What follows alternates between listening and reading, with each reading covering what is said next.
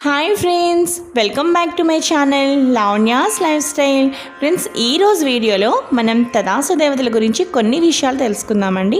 అసలు తదాస్తు దేవతలు నిజంగానే ఉన్నారా? అసలు ఈ తదాస్తు దేవతలు ఏ సమయంలో సంచరిస్తూ ఉంటారు? ఈ తదాస్తు దేవతలు తదాస్తు అన్నారంటే తప్పకుండా అది నెరవేరుతుందా అనే విషయాల గురించి మనం ఈరోజు ఈ వీడియోలో తెలుసుకుందామండి.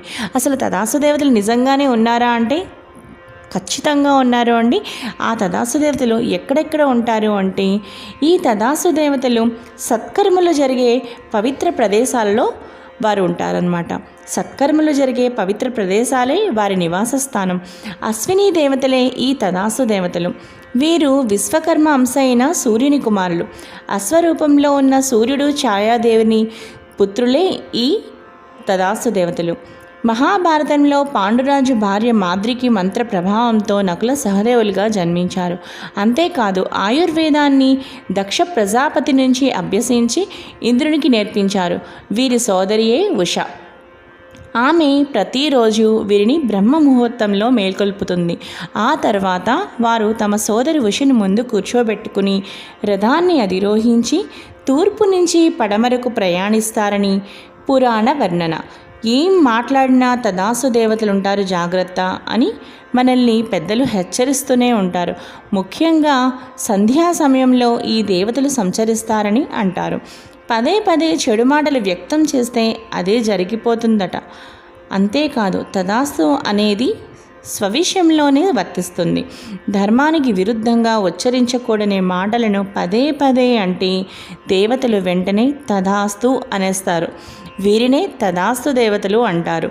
సంధ్యా సమయంలో స్వవిషయాలను పలుమార్లు అంటే ఆ దృశ్యాన్ని చూసిన దేవతలు తదాస్తు అంటూ ఉంటారు. ఎంత ఉన్నా తరచూ డబ్బు లేదు అని పలుమార్లు అంటే నిజంగానే లేకుండానే పోతుంది. ఆరోగ్యంగా ఉండి అనారోగ్యంతో ఉన్నామని తరచూ అంటే నిజంగానే అనారోగ్యం ప్రాప్తిస్తుంది.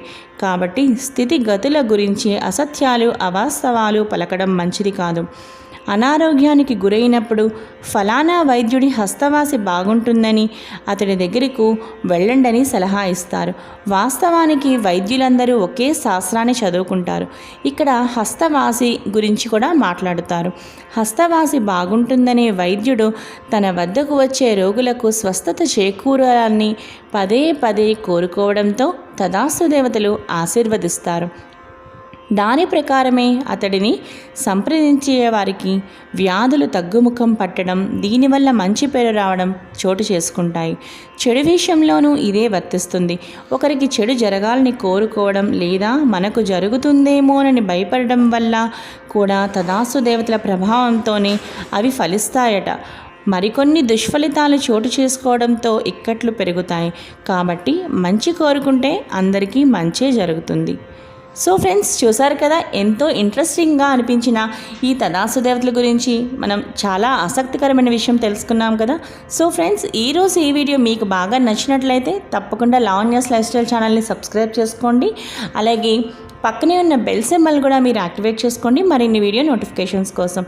అలాగే ఎన్నో డివోషనల్ వీడియోస్ కోసం, ఎన్నో ఇంట్రెస్టింగ్ వీడియోస్ కోసం చూస్తూనే ఉండండి లావణ్యాస్ లైఫ్ స్టైల్. మరో మంచి వీడియోతో మీ ముందు ఉంటాను. Bye friends.